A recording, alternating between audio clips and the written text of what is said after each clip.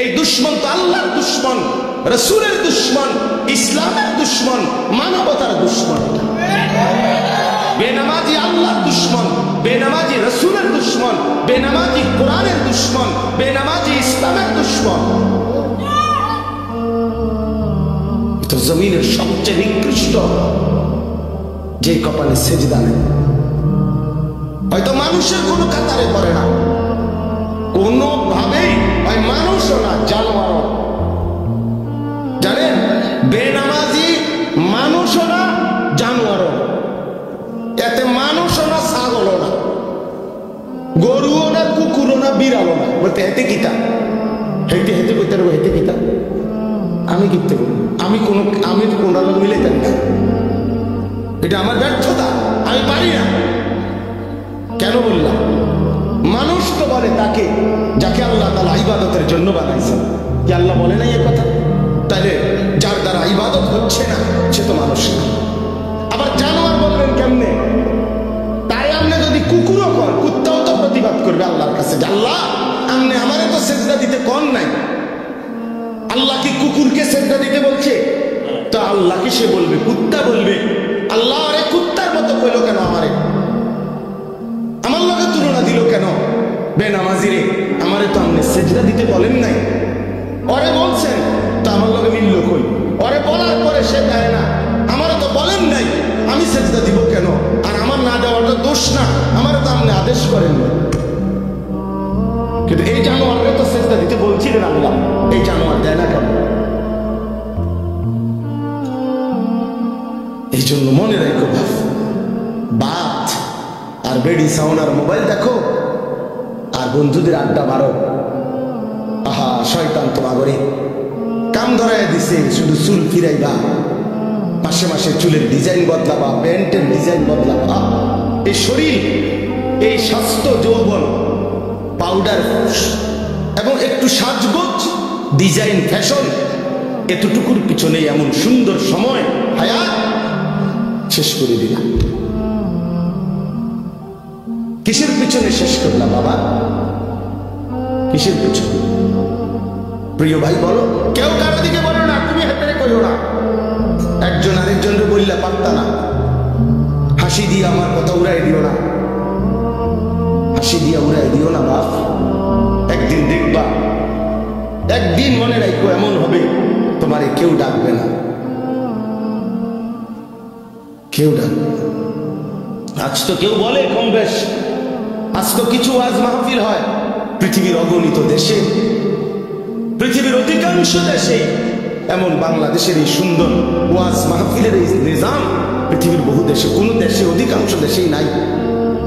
আমাদের তো তখন বলার একটা কি আছে, নিজাম সিস্টেম আছে, চলমান একটা রেওয়াজ আছে যে আমাদের দেশে এরকম সারাদিন গায়ে একটা মেহনত করে যাবো মানুষ, আবার মাগরিবের পরে রাত 12টা-1টা পর্যন্ত ওয়াজ শুনে, এর দুটো আছে এখনো। একদিন দেখবেন এটাও নেই, একদিন এটাও নেই। দুশ্মন প্রতিদিন ষড়যন্ত্র করছে কিভাবে মুসলমানের প্রজন্মকে, আলেম ওলামা ইসলাম, আহা একটা এরকম অনেক ছেলে আছে জীবনে কোনোদিন কোরআন শরীফটা হাতেও ধরে নেয়, সে কইতেও পারত না কোনোদিন এই কোরআন একটা পৃষ্ঠার মধ্যে। কিন্তু সেই ছেলেটা দেখেন কত ঘন্টা দেখেন গিয়ে মোবাইল চালাইছে, 60 বছর বয়স, 40 বছর বয়স, জীবনে কোনোদিন একটা কোরআনের পৃষ্ঠা, একটা লাইন কদূর সাইয়া সাইয়াও শুদ্ধ করতে পারে না। আহারে দুর্ভাগ্য রে, আহ আমার খুব আশ্চর্য মনে হয়, কাঁদি যে হায় রে মুসলমান এত বোকা কেমনে হইলা রে বাপ, কেমনে হইলা? মুসলমানের ঘরে জন্ম নিয়ে কোনোদিন আল্লাহ কোরআন পড়তেও মন চাইল না, ছুঁয়ে দেখতেও মন চাইল না। এটা কি তাবিজের কিতাব? কথা বলেন না, কোরআন শরীফ তাবিজের কিতাব। তাবিজ তো হয় দোকানের মধ্যে, হুজুরদের কাছে আইয়ে তাবিজ, হুজুর একটা তাবিজ লিখে দেন দোকানে ঝুলাইলে, যাতে বিপদ আপদ থেকে বাঁচে, বেচা কিনা ভালো হয়। তাবিজ দিত কাস্টমার বেচার মানে কামাই, আমরা আমি তাবিজ দিমু, ওরা দোয়ানে বেচা কিনা ভালো হইবে, এরপরে এই কামাই রোজগারি দিয়া ওরা রেডি বাজারে বাজারে ঘুরবে, ওনার ফুতে মোবাইলে টাকা ঢুকাইয়া উলঙ্গ ছবি দেখবে, আর ওনার ঘরে রঙিন টেলিভিশনে নর্তকী নাচবে, আর আমি তাবিজ দিতাম।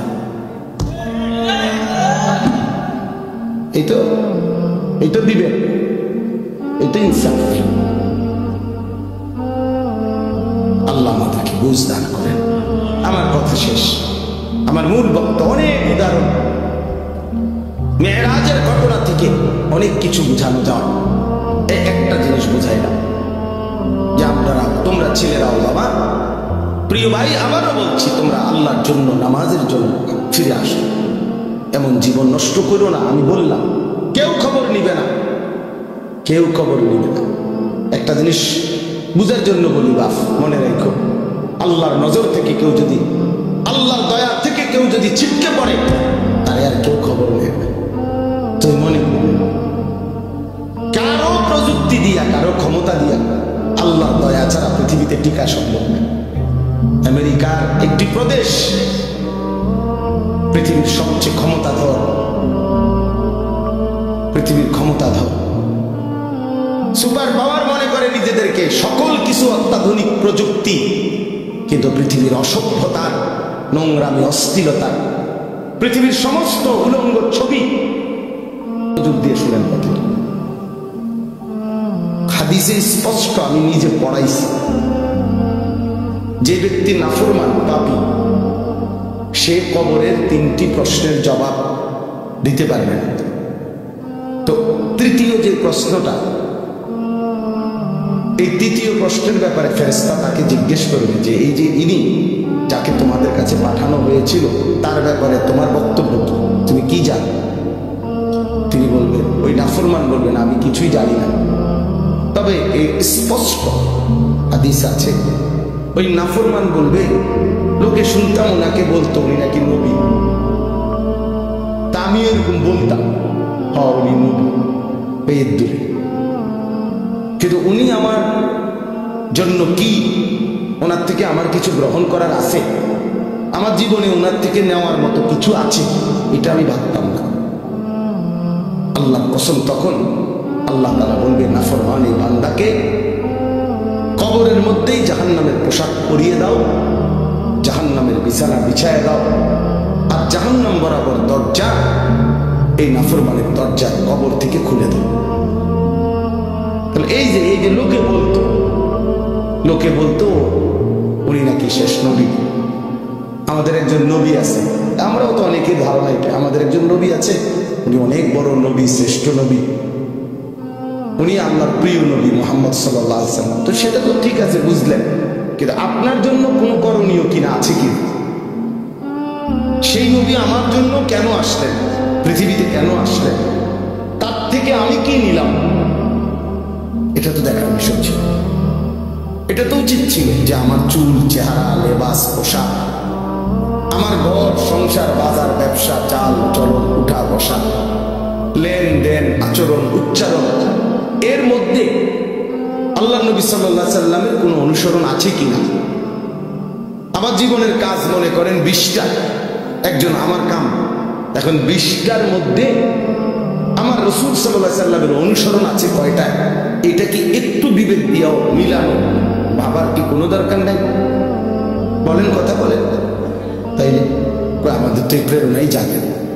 এই জন্য বললাম যে অনেকে ওয়াজে গেছে দেখে আমিও গেছি, এই হুজুরের ওয়াজ নাকি এখন অনেকে শুনে, এই জন্য আমিও শুনছি, কিন্তু আমি আমার মতো, তাহলে তো হইল না বাবা, তাইলে তো হইল না, এটা তো কোনো বিষয় হইল না। তাই এই জন্য দয়া করে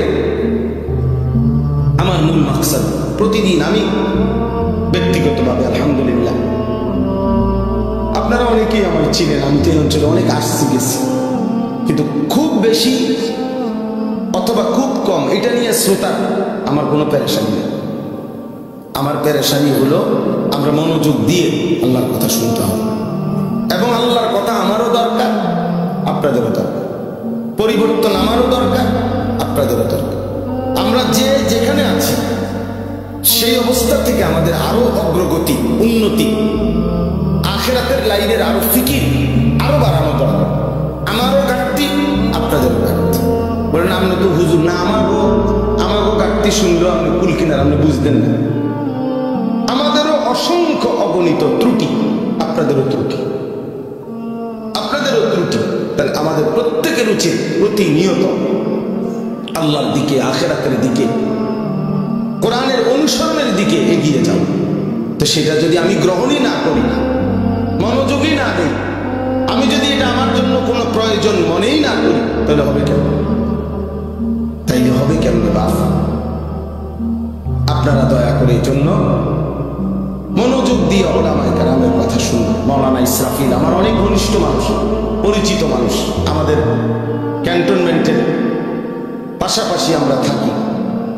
মাওলানা ক্যান্টনমেন্টের একটা মেন ক্যান্টনমেন্টের একটা গুরুত্বপূর্ণ মসজিদে ইমাম, খতিব, মাদ্রাসা শিক্ষক, তার নিজস্ব একটা প্রতিষ্ঠানও আছে।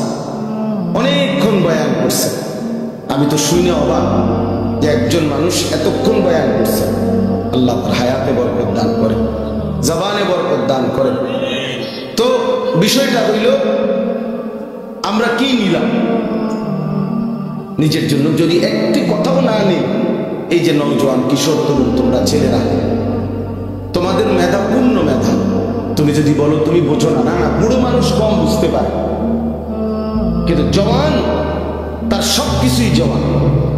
যে যুবক, যে শক্ত সামর্থ্য জওয়ান, তার মেধাও জওয়ান। ছেলেটা নওজোয়ান, তার মেধা কি বুড়ানি?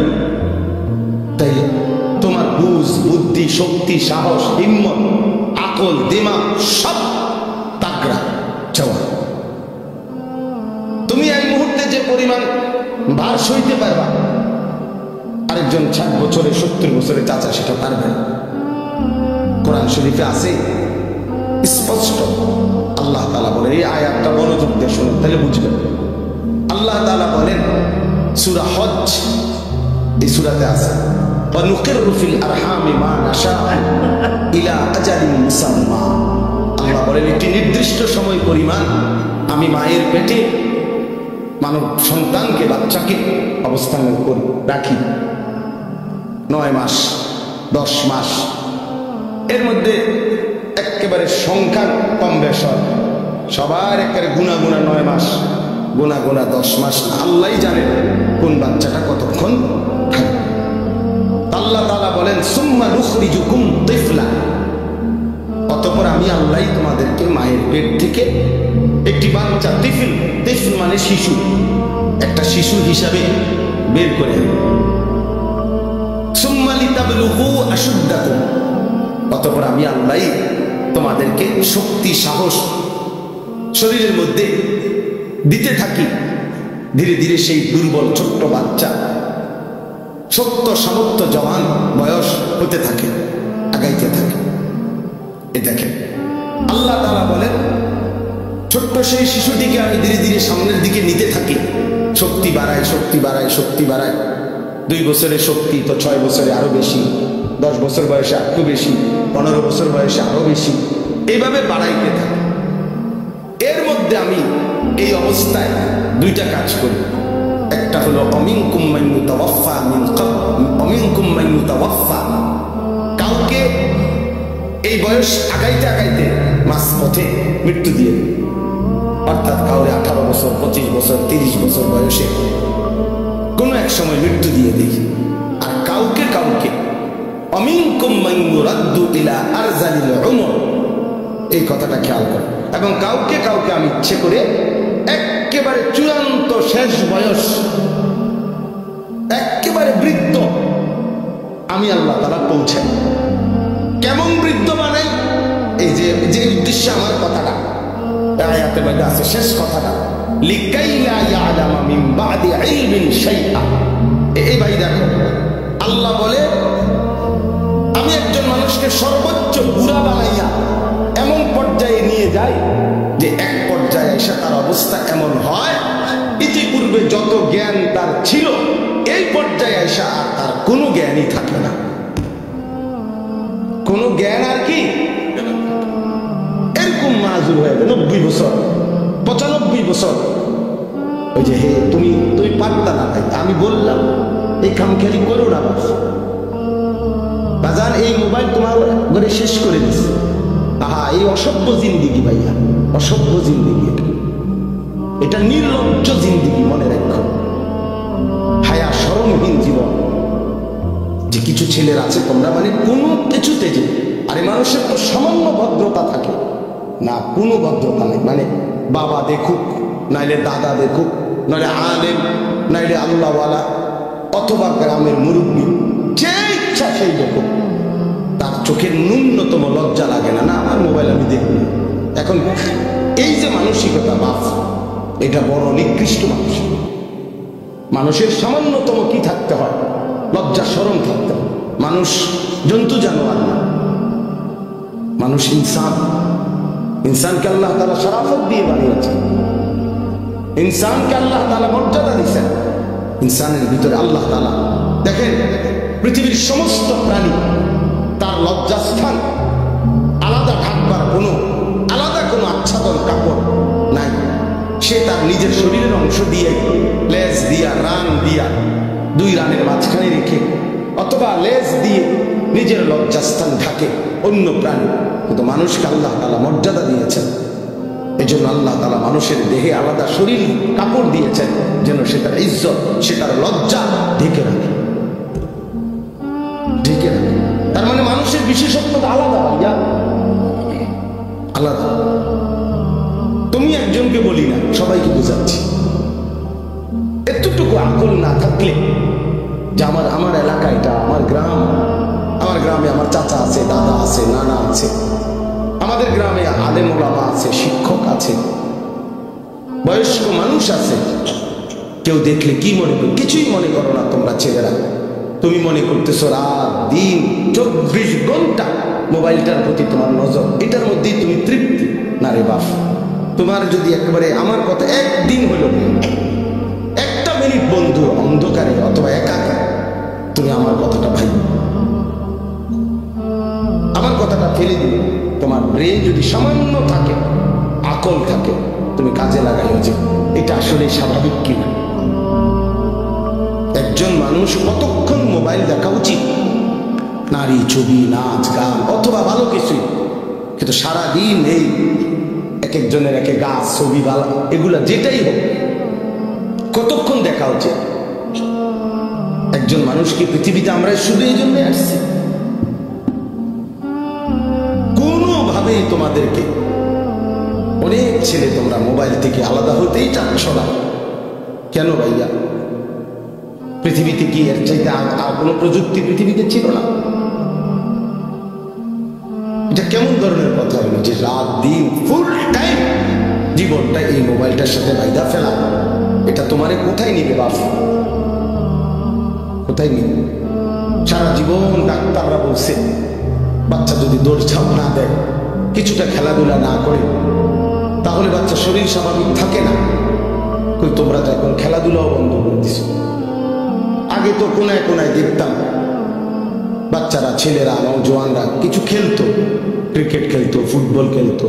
আমরা তো ছোটবেলায় কত কিসিমের খেলা খেলছি আলহামদুলিল্লাহ। আলু ক্ষেতের আলু উঠাইছে, ঝুরঝুরা বা মানে মাটি, আলু খেতে হাডুডু খেলে উড়ে গেছে। আমি তো মনে আছে ছোটবেলায় পুরা গ্যারাম শক্তি, ওই যে লুকাইতো একজন একজন বিভিন্ন জায়গায় খুঁজা বাইর করা, দৌড়ে দৌড়ে যে কে মানে আমরা কে কোথায় লুকাইছে তার টোহাইয়া বাইর করা। তো অনেক দৌড়ঝাঁপ দিতাম, একবেলা দৌড়ঝাঁপ দিত, ঘাম ঝরত, এরপরে এসে বাচ্চা আবার পড়ত। এখন তো তোমরা সারাদিন একটা চোখ, মানুষের একটি জিনিস সারাক্ষণ এটার পিছনে, এই মোবাইলের পিছনে ব্যয় করা, ভাইয়া কোথায় নিয়ে যাবে চোখটা? তুমি ডাক্তারকে জিজ্ঞেস করো, বিবেককে জিজ্ঞেস করো বাপ। এত ফালতু মানুষের জীবন হয় না। ন্যূনতম যদি লক্ষ্য উদ্দেশ্য কারো না থাকে, সে মানুষ কি পাগল ছাগল না গরু ছাগল? সারাদিন ঘাস চাবানো। আল্লাহ তোমাদেরকে বিবেক দান করো। আমাদের কথা আমরা বললাম ভাই, পাত্তা না দিলে কোনো সমস্যা নেই। তোমার পথে তুমি, আমার পথে আমি, কারোর লেগে কেউ আটকায় না। এটা মনে রেখো ভাই। আসলেও পৃথিবী, কাঁদলেও পৃথিবী শেষ হয়ে যায়। কারো জন্য পৃথিবী, কারো জন্য কেউ আটকায়, সবাই কোনো না কোনো ভাবে দুনিয়া পার করে ফেলে। একভাবে না একভাবে শেষ হয়ে যাবেই, কিন্তু কবরে গেলে কষ্ট, আখিরাতে কষ্ট হবে। দুনিয়ার সবচেয়ে সুখী ব্যক্তিরও শেষ হয়ে যাবে, দুনিয়ার সবচেয়ে দুঃখী ব্যক্তিরও শেষ হয়ে যাবে, কিন্তু আখিরাত আল্লাহর কসম শেষ হবে।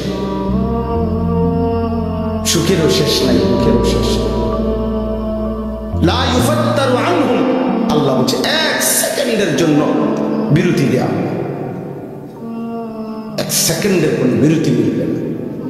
কোরআন কারীম আল্লাহ বারবার বলছে খালিদিনা ফিহা আবাদা, জান্নাত চিরস্থায়ী, জাহান্নামও চিরস্থায়ী। চিরস্থায়ী, খালিদিনা ফিহা। এই জন্য দোস্ত আমার, বাবা আমার, সবাই মিলে আত্মসমালোচনা, নিজের উপলব্ধি করা যায়।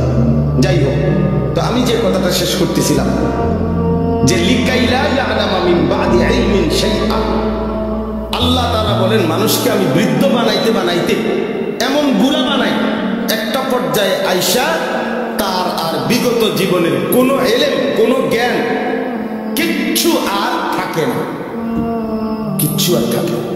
একটা পর্যায়ে আসে কিছুই বলতে পারে না, বাইচা আছে ঠিক আছে, কিন্তু কোনো সুখবোধ নাই, কিছুই নেই।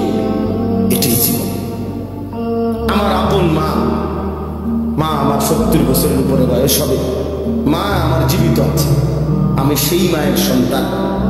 ক্লাস 4 পড়ুয়া আমার আম্মা, 4th শ্রেণী পর্যন্ত পড়ছে স্কুলে ছোটবেলায়। এরপরে মার বিয়ে হয়েছে, ক্লাস 5-এ উঠছে, মার বিয়ে হয়ে গেছে।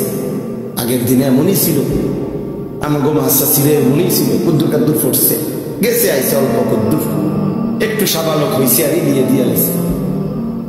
এই মা বিগত পুরাটা জীবন, মা আমরা 8 জন ভাই বোনকে দিন শিখাবার জন্য মার অবদান বেশি। মা আমাদেরকে গোটাটা সংসার আগলায় রাখছে, আমাদের পড়ালেখার খরচ আব্বার থেকে নিয়ে সবাইকে আমাদেরকে লালন পালন করছে। আমাদের আরো 2টা ভাই মারা গেছে, মার ছোট 2 সন্তান জন্মের কিছুদিন পর পরে মারা গেছে। তাহলে ওই 2 ভাইকেও তো মা গর্ভে ধারণ করছে, তাহলে 10 জন। আমরা বেঁচে আছি আলহামদুলিল্লাহ 8 জন, আর 2 জন কি ছোট্ট থাকতেই মারা গেছে, তাহলে 10 জন সন্তান মা গর্ভে ধারণ করছে। তাইলে এই মা, আমি দেখতাম কত কিছু ভাই বোনদের সব মাই বুঝাইতো, কিন্তু এখন আইসা আমার আম্মা বয়স বাইচা আছে ঠিক, একটি শব্দ কিছু বোঝে, কিছু বলি। নামাজ, মা নামাজ পড়ে, আহা মা রে, আমি আমার সারাটা জীবন আমি বুঝের পরে দেখছি মা একবার সকালবেলা বসে রয়েছে মুসল্লা, মা কি গো উঠতেন না?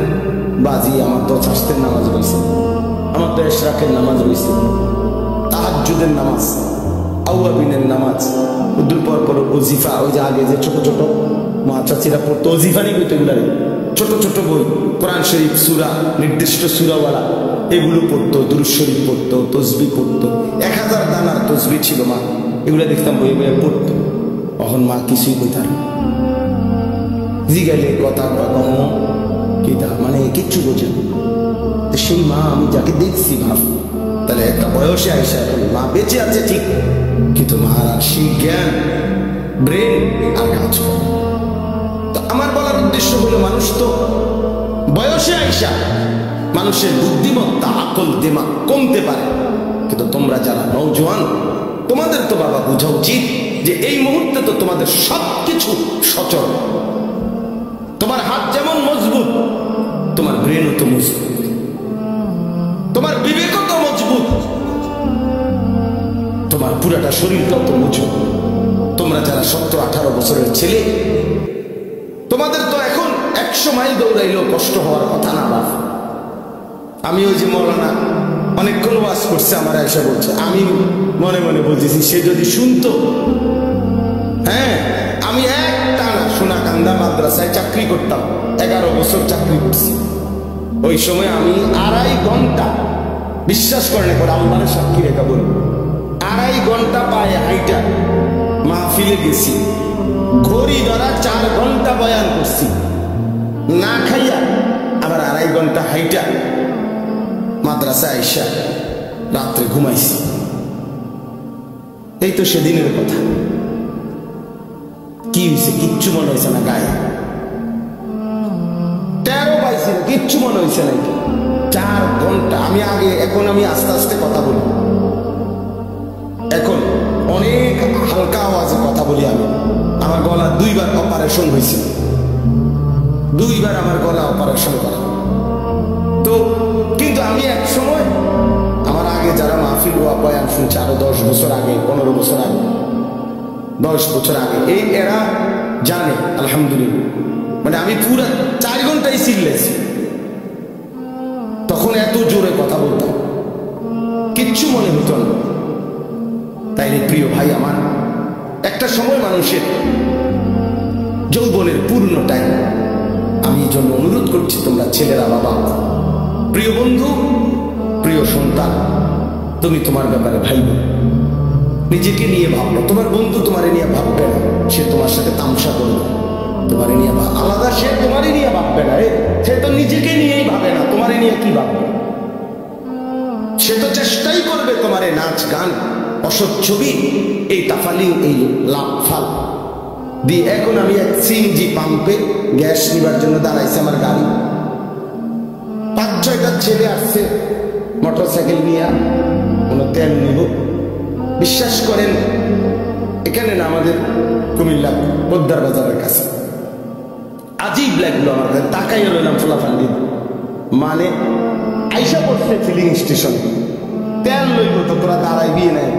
এইটার হর্ন, এটারে মানে এত বিকট আওয়াজ, এটার ধরে রাখছে, হর্ন বাজাইতে আছে।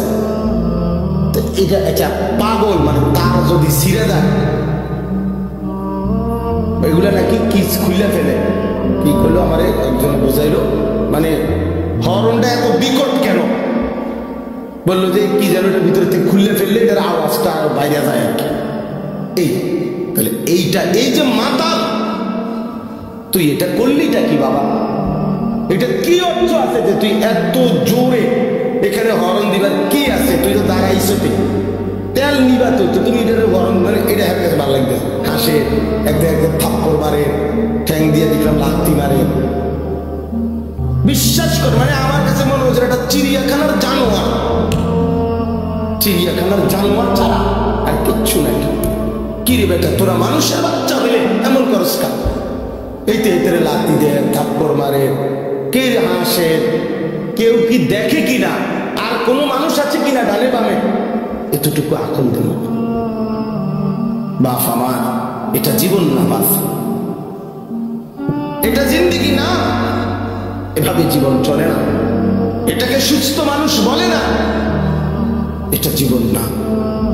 আমাদের প্রত্যেককে আল্লাহ তাআলা, আমাদের মা আছে, বাবা আছে, বংশ আছে, আমাদের ধর্ম আছে, আমাদের আল্লাহ আছে, আমাদের রাসূল আছে, আমাদের কোরআন আছে, আমাদের ইসলাম আছে, আমাদের জীবন ফালতু না, আমাদেরকে আল্লাহ অনর্থক বানায় নাই। বা সারা দিনে কোনো কাজ নাই, আল্লাহ নাই, রাসূল নাই, নামাজ নাই, সিজদা নাই, খোদার কসম এটা মানুষের জিন্দেগি হইতে পারে না।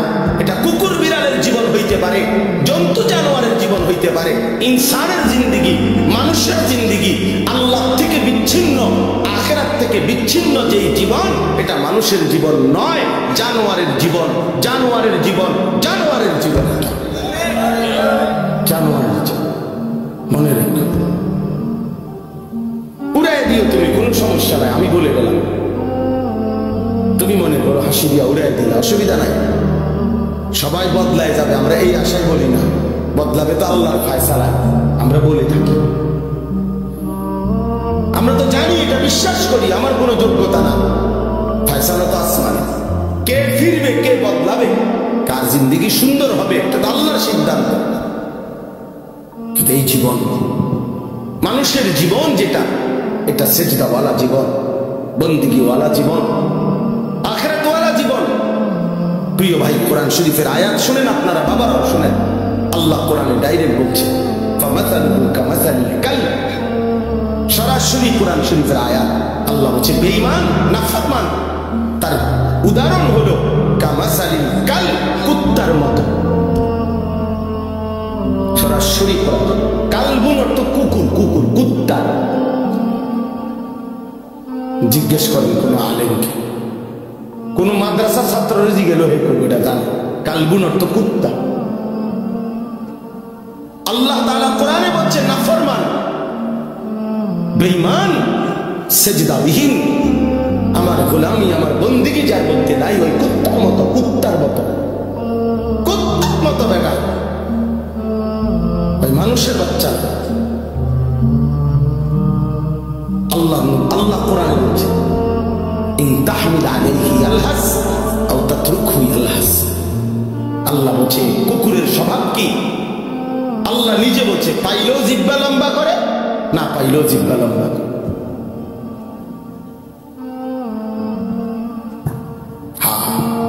নারী দেখলো অস্থির, না দেখলো অস্থির। এই দেখেন যে সমস্ত যুবক দিন রাত নারীর ছবি দেখে, এতে তৃপ্তি নেই। তৃপ্তি হইলে তো এতে একটা বন্ধ রাখতো যে যাক আমি দেখতে শান্তি লাগছে, একটু তৃপ্তি হয়েছে, ঘুমাইয়া তৃপ্তি হয়েছে, ওরা আর গুঞ্জনের দরকার নাই, আবার রাত হইলে আবার ঘুমাবো। তাহলে এটা তো একটা বোঝা গেল যে তৃপ্তি হয়েছে, তার ঘুমাইয়া মোটামুটি ফসাইছে, এখন সে 8 ঘন্টা 10 ঘন্টা কাজ করবে, বুঝাই গেল। তো তৃপ্তি হইলে তো থামতো, সে তো থামে না, সে তো সারাক্ষণ পর সারাদিন রাত নারী ছবি দেখতেছে, উলঙ্গ দৃশ্যই দেখতেছে। বুঝা গেল সে দেখেও অতৃপ্ত, না দেখলেও অতৃপ্ত। এই জন্য তার স্বভাব, তার স্বভাব কুকুরের স্বভাব। মনে রাখিস বাবা, জানোয়ারের আখলাক এটা। হারামখোর দেখবেন নাফরমান, নাফরমান যেগুলো অবৈধ ইনকাম করে, ওজনে কম দেয়, কাস্টমারকে ঠকায়, কামাই করে, এরপরও তার তৃপ্তি নাই। দেখেন বেচে, মাল বেচতে আছে, বেচা কিনা চলতেছে তার দোয়ানে। আপনি জিঙ্গেবেন যাইয়া কবি কি অবস্থা ভাই, বেচা কিনা না, দূর দূর দূর দূর। আগে এই ব্যবসা ওনার নাই, কি এর বেচা কিনা বইয়া তা ওনারই কথা করে, অথচ মাল বেচতেছে, দোকান চলতেছে তার। কয় না আগের ব্যবসা নাই। কিরে ডাকায়, আগের ব্যবসা নাই বলতে কি তা? কোন বছরের ব্যবসা নাই? আরো 300 বছর আগের ব্যবসা নাই নাকি? তো তুমি এই সময় আইতা, তুমি অনাইলা গেল পৃথিবীতে। যে বছর ব্যবসা ছিল সেই বছর তুমি জন্ম নিতা, কথা বলেন না? তো কোন আগের ব্যবসা নাই কি? কোন সময়টা কি? নূহ আলাইহিস সালামের জমানার ব্যবসা নাই নাকি? তাই এটা কোনো কথা হইল? প্রত্যেকের রিজিক আল্লাহ তাআলার পক্ষ থেকে বরাদ্দ। এই জন্য আমি বললাম ওই যে স্বভাব, এটা স্বভাবই এটা যে পাইলেও জিহ্বা লম্বা করে, না পাইলেও কি করে। এই আল্লাহ কোরআনে বলছেন নাফরমান কুকুরের মতো। আল্লাহ আমাদেরকে হেফাজত করে। অনেকের আছে লজ্জা শরমই নেই। এর কথা হলো আমার যেহেতু শরমই নাই, আমারে কি গরু কয় না, ছাগল কয় না, প্লাস্টিক কয় না, হাফ প্যান্ট কয় না, ফুল প্যান্ট কয়, দূর বেটা। আমি তো এমনি বেশরম, আমার কইলেই কি বেটা, বুঝছেন? কোন বেটাতে পেশা করতে বইয়া নিজে লুঙ্গি দিয়া আলগি দিয়ে নিজে মুখ ডাই গেলাইছে। তার একজনে বলছে যে কিরে তুই যে কাপড় আলগি দিয়া পেশা কখন, আমি তো দেখি না কেউ। তুমি না কাউরে দেখো না, অপদার্থ, কিন্তু সবাই তো তোমারে দেখ, আমি তো দেখি না। বলো এই বল, এই বিষয়টা আমার যেহেতু কোনো লজ্জাই নেই, এবার বাদশা আমার কি মনে করে, আমার কি আসে না, কি আসে না।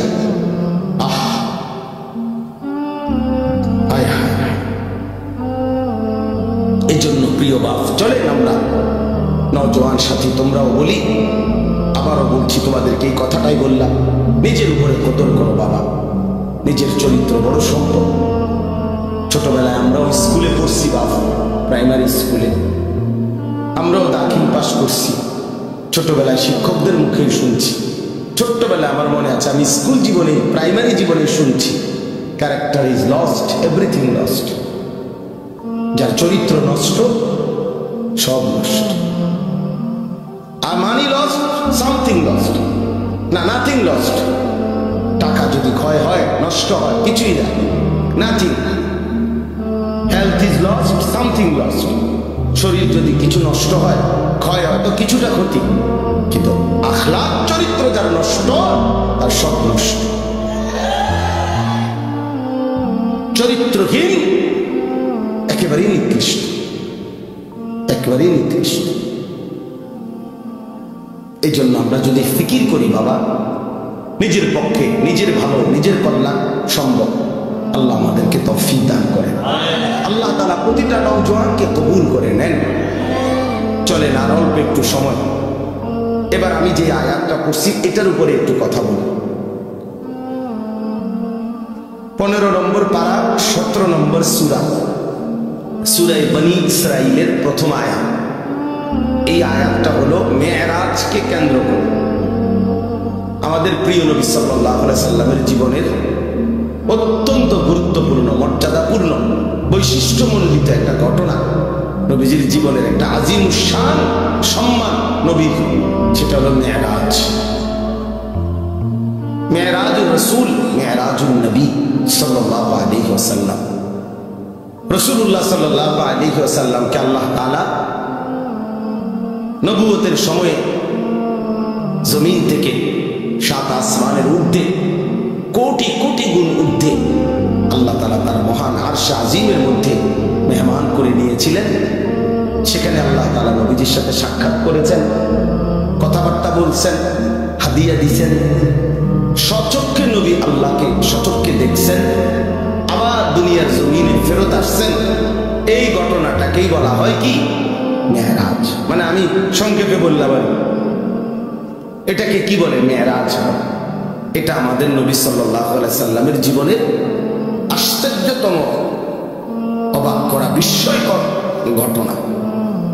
এই ঘটনাটা আল্লাহ তাআলা এই আয়াতের মধ্যে এই ঘটনা প্রথম অংশ তুলে ধরছেন। এই ঘটনাটা নবীজি সাল্লাল্লাহু আলাইহি সাল্লামের দুই ভাবে হয়েছে। একটা হলো জমিন থেকে জমিন, আর একটা হলো জমিন থেকে আসমান ঊর্ধ্বে। প্রথম জিবরাইল আইসা বোরাক, একটি জান্নাতি বাহন, ওটার মধ্যে চড়াইয়া আল্লাহ নবী সাল্লাল্লাহু আলাইহি সাল্লামকে মক্কার জমিন থেকে, কাবা ঘরের কাছ থেকে মসজিদে আকসা, যেটা বর্তমান ফিলিস্তিনে বাইতুল মুকাদ্দাস, এই যেটাকে জেরুজালেম,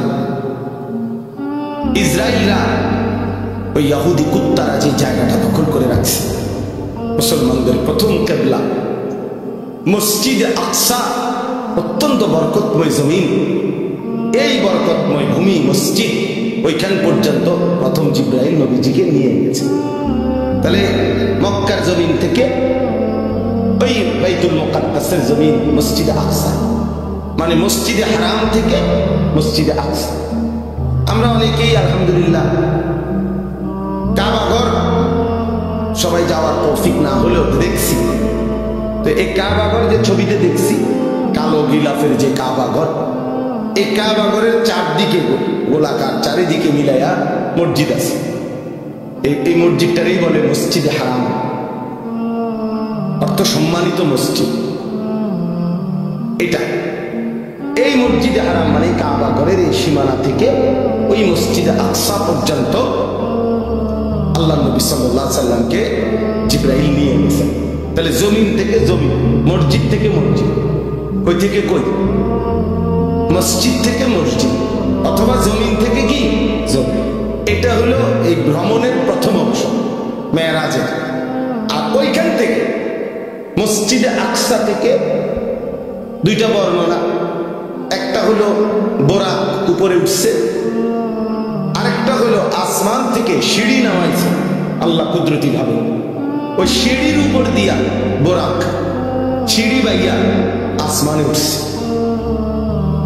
তো আল্লাহ তাআলা কুদরতি ভাবে নবী সাল্লাল্লাহু আলাইহি সাল্লামকে সশরীরে জিবরাইলের মাধ্যমে আসমানে নিয়ে গেছেন। প্রথম আসমান, দ্বিতীয় আসমান, এভাবে 7 আসমান পার করছেন। প্রত্যেক আসমানে অগণিত ফেরেশতাদের সাথে দেখা হয়েছে। বিভিন্ন নবী রাসূলদের সাথেও আমাদের নবী সাল্লাল্লাহু আলাইহি সাল্লামের সাক্ষাৎ হয়েছে। 7 আসমান পার করে এরপরে আল্লাহ তাআলা সিদরাতুল মুনতাহার ওইদিকে আলাদা আরেকটি বাহন পাঠাইয়া এরপরে নবীজি সাল্লাল্লাহু আলাইহি সাল্লামকে আরশ আজিমের মেহমান বানাইছেন। যেখানে নিয়ে গেছেন সর্বশেষ, সেখানে ইতিপূর্বেও কেউ আর যায় নাই, আগামীর কিয়ামত পর্যন্ত আর কেউ যাবে না। তিনি একজনই ওই মর্যাদা পেয়েছেন, আল্লাহ তাআলা তাকে নিয়েছেন, তিনি একজনই, তিনি আমাদের রাসূল মুহাম্মদুর রাসূল সাল্লাল্লাহু আলাইহি ওয়াসাল্লাম। আল্লাহ তাআলা সর্বোচ্চ মর্যাদায়, আল্লাহ সৃষ্টির সর্বোচ্চ মাকামে আল্লাহ তাআলা নবীজিকে তুলেছেন। আরশ আজিমের উপরে নিয়ে আল্লাহ তাআলা নবী সাল্লাল্লাহু আলাইহি সাল্লামকে বুঝাইছেন যে বন্ধু, এবার শুধু আপনি সিরিয়ালটা বুঝেন, যে দেখেন এখন উপরে, আপনার উপরে আসি শুধু আমি আল্লাহ, এরপরে আপনি, এরপরে আমার গোটা সৃষ্টি আপনার কদমের নিচে, আরশ আজিমটাও আপনার কদমের নিচে। তাইলে এখন এবার স্তর বুঝতে কর, প্রথমে আমি আল্লাহ, তারপরে আপনি রাসূলুল্লাহ, তারপরে গোটা সৃষ্টি। এই মর্যাদার হিসাব, সর্বোচ্চ প্রথম মর্যাদাবান মহান আল্লাহ, আল্লাহর পরে রাসূলুল্লাহ, এরপরে বাকি, এরপরে বাকি। এই জায়গায় নিয়ে গেছে। কেন নিয়ে গেছে তো সেটা আমি বলতেছি। আগে ঘটনার যে প্রথম অংশ, অর্থাৎ জমিন থেকে জমিন, মসজিদ থেকে মসজিদ, এই কথাটা আল্লাহ এখানে বলছেন। সুবহানাল্লাযী আসরা, পবিত্রময় সত্তা সেই মহান আল্লাহ, বড় বেশি পবিত্রতম, যিনি তার বান্দা প্রিয় রাসূলকে নিয়ে গেছেন রাত্রিবেলা, মিনাল মসজিদিল হারাম ইলাল মসজিদিল আকসা, মসজিদ হারাম থেকে মসজিদ আকসা পর্যন্ত। কোন মসজিদ? মসজিদ আকসা। আল্লাহ বলেন আল্লাযী বারাকনা হাওলাহু, যেই মসজিদ, মসজিদ আকসা যার চতুর্দিকে আমি আল্লাহ রেখেছি অগণিত বরকত। লিনুরিয়াহু মিন আয়াতিনা, এক কথায় আল্লাহ উত্তর দিছে যে যদি বলো বান্দা আপনি আপনার রাসূলকে কেন মেরাজ করাইলেন, কেন করাইলেন আপনি, তো আল্লাহ তাআলা নিজেই উত্তর দিছেন লিনুরিয়াহু মিন আয়াতিনা, আমি আল্লাহ তাআলার অসংখ্য অগণিত কুদরতের কোটি কোটি নিদর্শন জমিনে আসমানে আরশ পর্যন্ত আমার সমস্ত কুদরতের নিদর্শন বন্ধুকে সচক্ষে দেখাবার জন্য আমি নিয়ে গেছি। বন্ধুকে আমি অগণিত নিদর্শন দেখাইছি। আবার ওই মসজিদের কাছেও, মসজিদ আকসা, সেখানেও আমার কুদরতের অগণিত নিদর্শন আছে। মানে পুরা সফরটাতে আমি আল্লাহ তাআলা আমার রাসূলকে অগণিত নিদর্শন দেখিয়েছি, এই জন্য নিয়ে গেছি। ইন্নাহু হুয়াস সামিউল বাসীর, ঘটনা শুনে এই দেখেন আল্লাহ তাআলা বলেন আমার রাসূলের মেরাজের ঘটনা শুনা তোমরা কে কি মন্তব্য করছো, কে কি গ্রহণ করছো, কে কদ্দুর গ্রহণ করেছো, কে বর্জন করেছো, কে টিটকারি করছো, আমি সবটা আমি আল্লাহ শুনি, শুনেছি, শুনতেছি, এবং আমি আল্লাহ সচক্ষে দেখি। আমি সামিউ, আমি শুনি, আমি বাসীর, আমি দেখি। এত বড় বন্ধুকে পেয়ে, এত বড় বন্ধুর মর্যাদা শুনে তোমরা ইমানদাররাই বা কি করলা, নাফরমানরাই বা কি করলা? আমি এটা শুনতেছি, আমি এটা দেখতেছি, দেখতেছি। অতএব প্রিয় বন্ধু, এবার শুনেন, পুরা লম্বা কাহিনী বলা আমার পক্ষে সম্ভব না, এত রাত। আপনাদের ইমাম সাহেবরা নিজ নিজ মসজিদের মধ্যে এটা বলে, মোটামুটি এটা নিয়ে আলোচনা হয়। আমি ঘটনা পুরা শুনাইতে চাচ্ছি, আমি শুধু দুই তিনটা ছোট্ট ছোট্ট কথা মেরাজের ঘটনার থেকে বলতে চাই। এক নম্বর কথা হলো, রাসূলুল্লাহ সাল্লাল্লাহু আলাইহি সাল্লামকে আল্লাহ তাআলা এই মেরাজে কখন নিলেন? নবী সাল্লাল্লাহু আলাইহি সাল্লাম যখন আল্লাহর দ্বীন প্রচারের জন্য, দাওয়াতের জন্য, মানুষের কাছে কালেমার দাওয়াত পৌঁছাইতে গিয়ে জুলুম, নির্যাতন, বেইজ্জতি, অপমান, এর চূড়ান্ত অপমানের শিকার হয়েছেন, জুলুমের শিকার হয়েছেন। এরপরে আল্লাহ তাআলা নবীকে তার সর্বোচ্চ মেহমান বানিয়ে মেরাজে নিয়ে গেছেন। নবী সাল্লাল্লাহু আলাইহি সাল্লাম 10 বছর মক্কায় কালেমার দাওয়াত দিয়েছেন। প্রতিদিন মক্কার কাফের কুরাইশরা দিবানিশি বিরোধিতা করছে, জুলুম করছে, নির্যাতন করছে, শারীরিক মানসিক সর্বদিকে নবীর শরীরেও আঘাত করছে, মানসিকভাবে গালি গালাজ মন্দ সন্দ বলতো। নবীজি সাল্লাল্লাহু আলাইহি সাল্লাম কষ্ট পাইতেন, কখনো বলতো পাগল, গণক, জাদুকর ইত্যাদি ইত্যাদি। আল্লাহ নবী সাল্লাল্লাহু আলাইহি সাল্লাম একদিনের জন্য কারো বিরোধিতায়, কারো জুলুমে, নির্যাতনে, শত্রুতায় আল্লাহ নবী তার কালেমার দাওয়াত বন্ধ করে নাই, বন্ধ করে না। 10 বছর পরে নবীজির বয়স হয়েছে 50, মানে 40 বছর বয়সে শুরু হয়েছে। তাহলে আরো 10 বছর যদি মানুষকে আল্লাহর দিকে ডাকে তো কয় বছর হলো? 50। আর নবুয়তের বছর কত? 10। নবুয়তের সময় পার হইল কত? দাওয়াতের টাইম গেল কয় বছর? 10 বছর। এই 10 বছর পরে নবীজির বয়স যখন 50, তখন নবীজির 2 জন ঘনিষ্ঠ মানুষ ইন্তেকাল করছে। একজন চাচা আবু তালেব, আরেকজন নবীজির স্ত্রী আম্মা জান খাদিজা রাদিয়াল্লাহু তাআলা আনহা। খুব কাছাকাছি, 1 সপ্তাহের ব্যবধান, 5 থেকে 7 দিনের ব্যবধানে চাচাও মারা গেছে, স্ত্রীও মারা গেছে, ইন্তেকাল করছে। নবী সাল্লাল্লাহু আলাইহি সাল্লামের উপরে মক্কার কাফেররা এই ঘটনার পরে, ওনাদের 2 জনের ইন্তেকালের পরে এবার জুলুমের মাত্রা আরো বাড়ায় দিছে। আমি খুব দ্রুত বলতেছি, সংক্ষেপে। নবী সাল্লাল্লাহু আলাইহি সাল্লাম তখন এই মক্কা ছেড়ে মক্কা থেকে পার্শ্ববর্তী তায়েফ, এই 10তম বছরের পরে 11তম বছরে নবীজি তায়েফ গেছেন। তায়েফে কালেমার দাওয়াত দিছেন দীর্ঘ 1.5 মাস পর্যন্ত, কিন্তু একটি লোক তায়েফের কালেমা গ্রহণ করে, নবীজির কথাটাকে গ্রহণ করে না, বরঞ্চ সবাই দূর দূর করে তাড়ায় দিছে।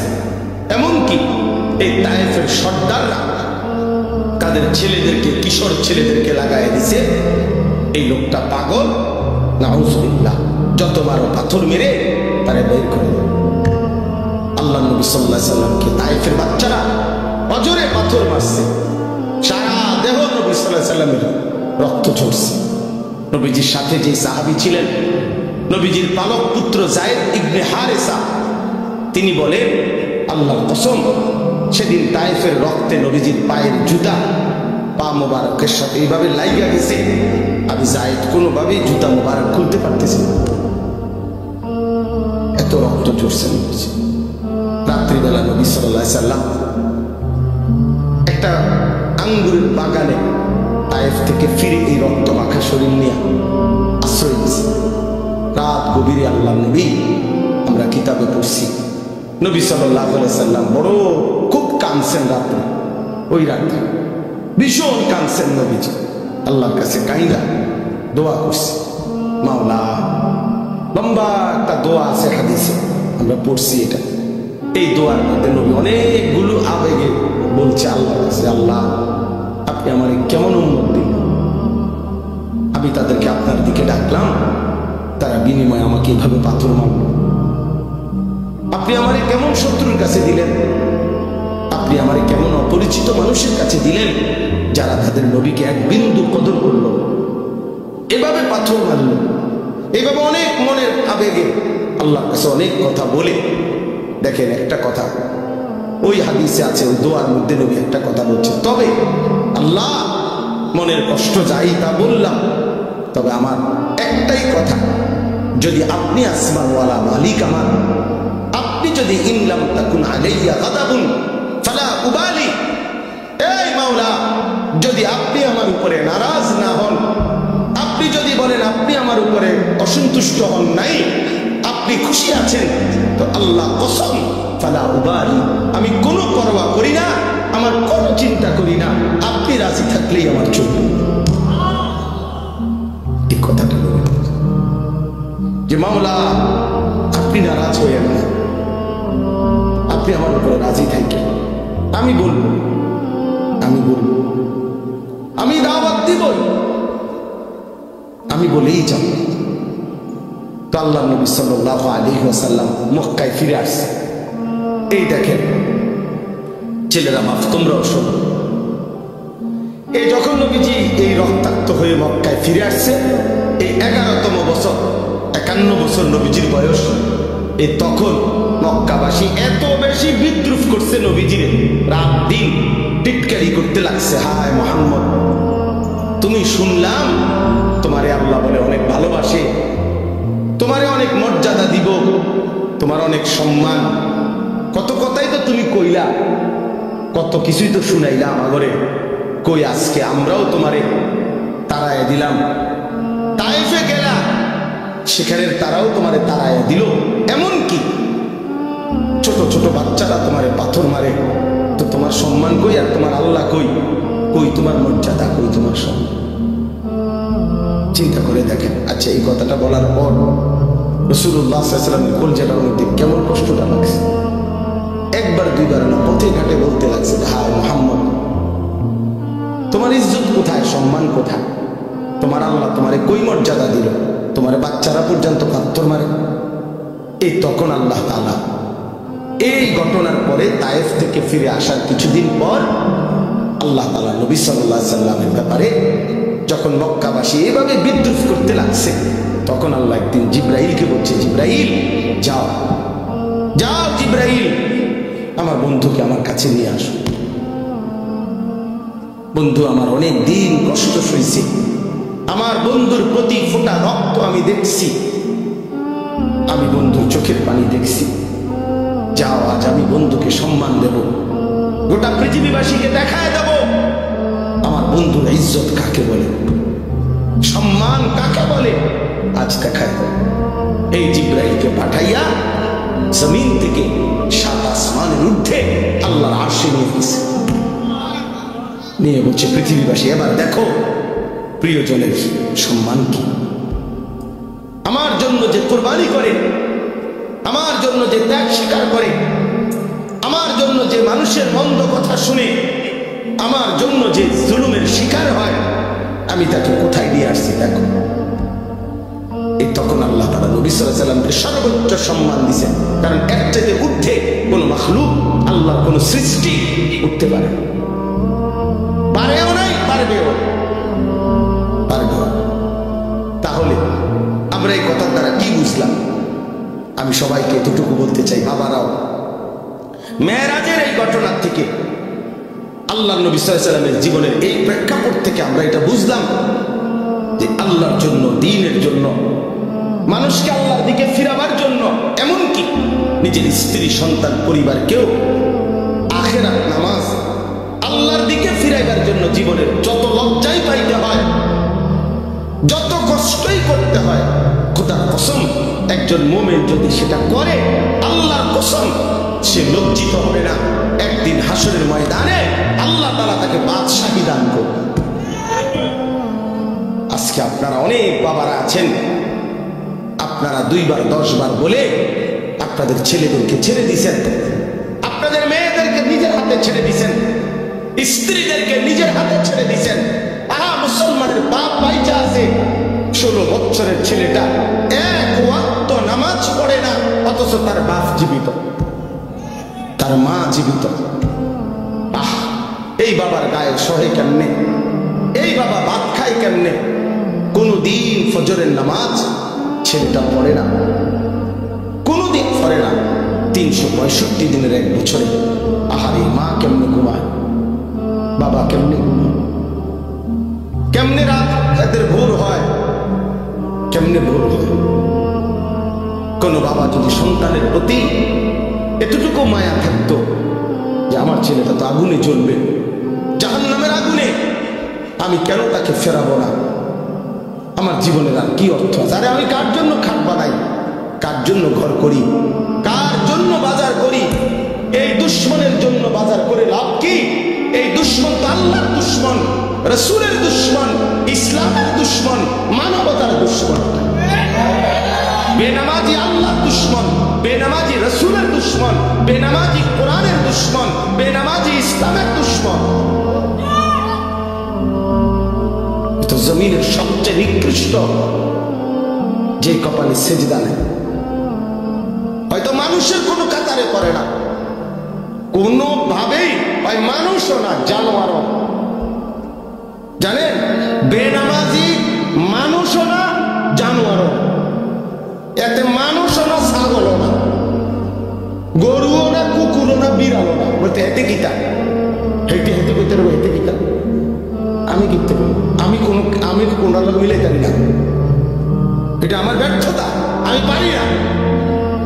কেন বললাম? মানুষ তো বলে তাকে যাকে আল্লাহ তাআলা ইবাদতের জন্য বানাইছে। কি আল্লাহ বলে নাই এ কথা? তাহলে যার দ্বারা ইবাদত হচ্ছে না সে তো মানুষ না। আবার জানোয়ার বলবেন কেমনে? তাই আপনি যদি কুকুরও কন, কুত্তাও তো প্রতিবাদ করবে আল্লাহর কাছে যে আল্লাহ আপনি আমারে তো সেজদা দিতে কন নাই। আল্লাহ কি কুকুরকে সেজদা দিতে বলছে? তা আল্লাহ কি সে বলবে? কুত্তা বলবে আল্লাহ আরে কুত্তার মতো কইলো কেন আমারে, আমার লগে তুলনা দিল কেন? বেনামাজি রে, আমারে তো আপনি সেজদা দিতে বলেন নাই, ওরে বলছেন তো আমার লগে মিলল কই? ওরে বলার পরে সে দেয় না, আমারও তো বলেন নাই, আমি সেজদা দিব কেন? আর আমার না দেওয়াটা দোষ না, আমার তো আপনি আদেশ করেন নাই। কিন্তু এই জানোয়ারে তো সেজদা দিতে বলছিলেন আল্লাহ, এই জানোয়ার দেয় না কেন?